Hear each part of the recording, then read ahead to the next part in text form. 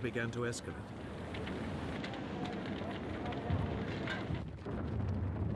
Four days later, the Japanese had pushed through the last of the British defensive lines.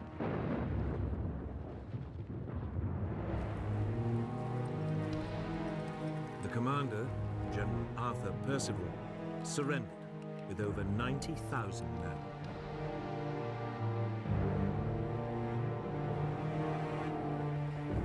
Never in the history of the British Army had a commander in charge of such a large force had to surrender, and to an enemy general whose force was outnumbered more than 3 to 1.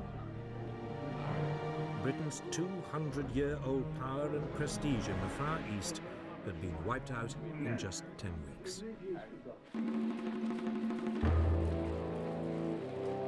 But it wasn't the only disaster.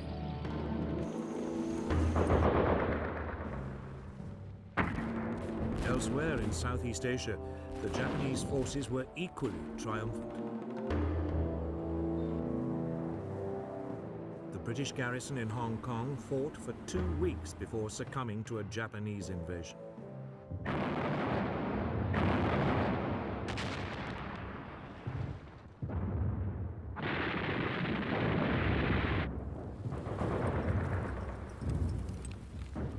In the Philippines, America fared no better.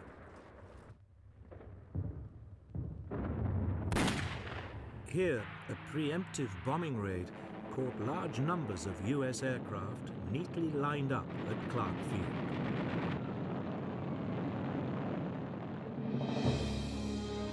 Most were destroyed.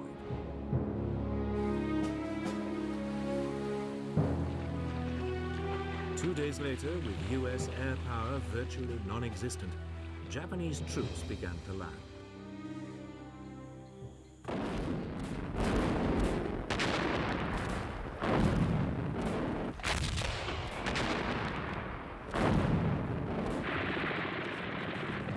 The local Philippine troops melted away.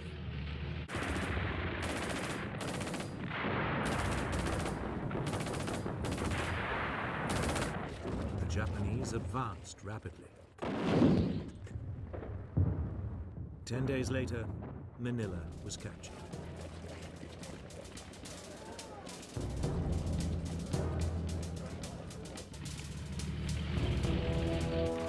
The US soldiers were forced to withdraw to the Bataan Peninsula. Here they hoped to hold out until a relief force could be sent. It never came.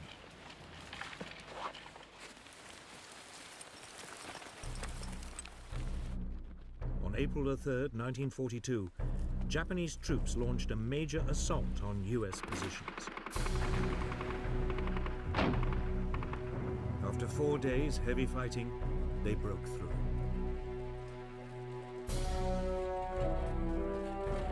The Americans surrendered 2 days later.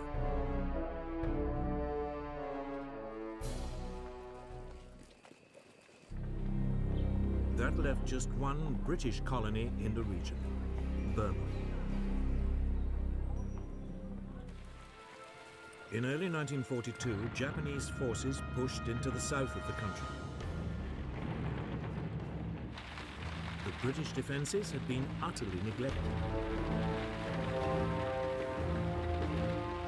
There were only some 15,000 men defending the country. They were no match for the Japanese.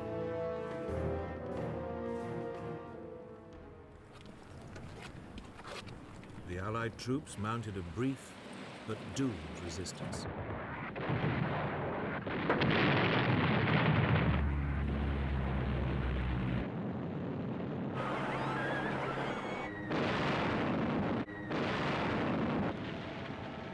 Less than 2 months after invading Burma, the Japanese had seized the capital, Rangoon. 8 weeks later, the British had been pushed entirely out of the country.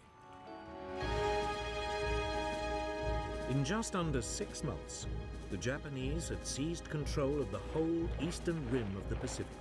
Their Oriental blitzkrieg had been swift and crushing.